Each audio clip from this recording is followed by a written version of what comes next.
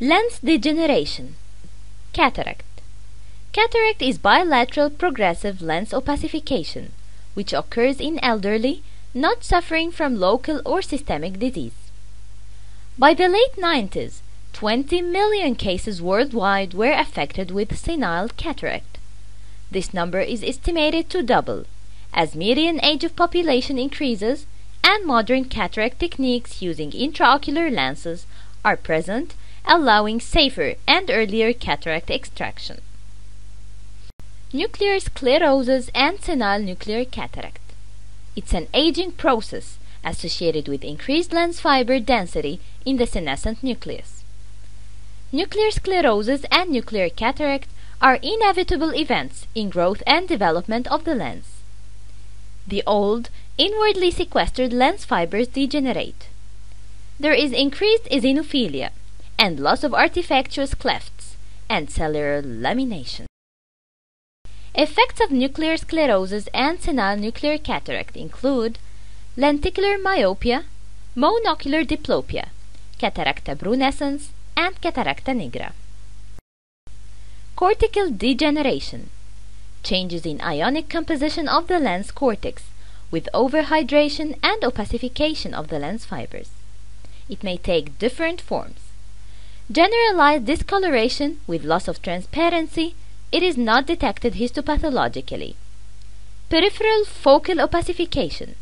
Hydropic swelling of the lens fibers with decreased intensity of eosinophilic staining, cuneiform opacities. Morgagnian globules.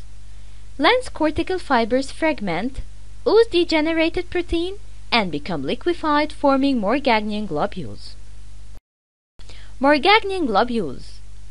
Morgagnian globules are round cortical cell fragments due to increased liquidity of cytoplasm. These are round eosinophilic globules with absent nuclei. Globules accumulate in water clefts. Increased number of Morgagnian globules with presence of denatured cortical protein results in increased osmolar pressure and lens intumescence. Intumescent cataract. Swollen lens fibers with stretched capsule due to rapid breakdown of lens cortical proteins, exerting a hyperosmotic effect with fluid absorption. There is increased anteroposterior diameter of the lens, and anterior capsule becomes stretched and shining. Intumescent cataract leads to a narrow anterior chamber with possibility of pupillary blood glaucoma. Premature cataract.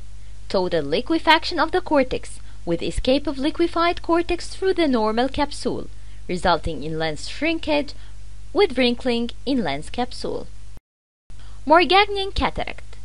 A form of hypermature cataract where Morgagnian globules and abnormal protein totally liquefy and remain within the lens.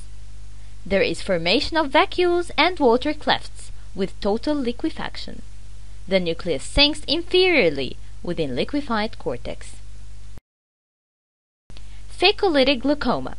This is secondary acute open-angle glaucoma in an eye with hypermature cataract. Liquefied denatured lens proteins leak in the anterior chamber, inducing a macrophage response. Macrophages engulf liquefied denatured lens proteins and deposit in the anterior chamber angle, inducing an acute rise in the intraocular pressure. Cataracta calcarea.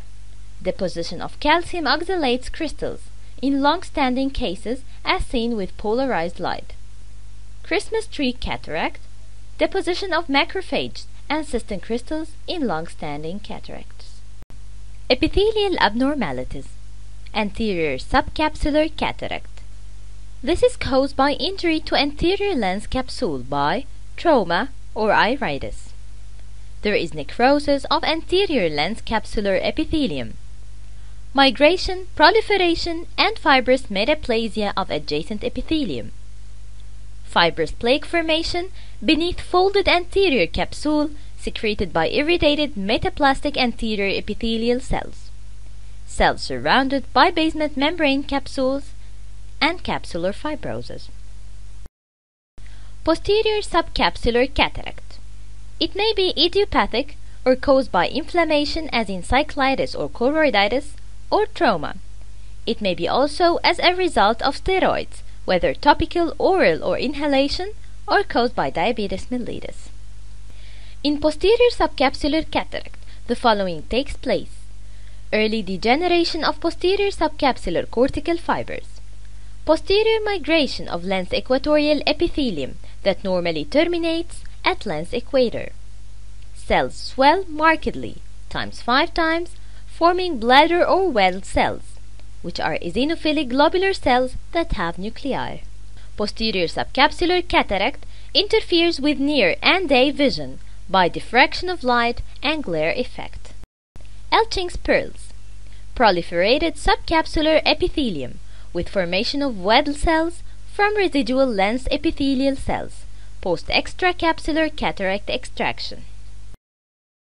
Sommering's ring, peripheral opaque ring due to adhesions between the peripheral remnants of the anterior capsule and the posterior capsule with lens cortex in between, following extracapsular cataract extraction.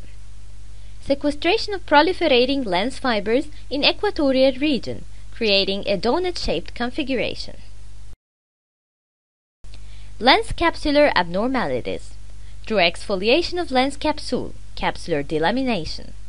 Split in the anterior lens capsule, forming scrolls seen as curling in the anterior chamber. It may be due to occupational exposure to infrared radiation, as in glass blowers, or it may be an idiopathic aging change. There is no association with glaucoma. Normal zonular fibers. Pseudoexfoliation of lens capsule, exfoliation syndrome. This is a disease of elderly characterized by deposition of abnormal white fluffy material in the anterior compartment of the eye. It occurs commonly in elderly Scandinavians. There is abnormal extracellular matrix material formed of complex carbohydrate and produced by lens epithelial cells, iris, and ciliary epithelium cells. Abnormal metabolism of extracellular basement membrane and elastic fibers. Ocular manifestation of systemic elastosis, as it is also found in conjunctiva, skin, lung, and liver. There is presence of white fluff eosinophilic material on anterior lens capsule that appears as a central disc that corresponds to smallest pupil diameter, clear interval, and peripheral zone with radial depressions corresponding to iris radial pharos. Posterior iris surface, corneal endothelium showing pleomorphism, polymegathism, and pigment deposition, ciliary body, and zonular fibers. The white fluff material is deposited also on posterior iris surface, corneal endothelium showing pleomorphism, polymegathism, and pigment deposition, ciliary body, and zonular fibers. Anterior vitreous face, flakes at pupillary margin suggest diagnosis in undilated patient. Liver, lungs, heart, gallbladder, and meninges.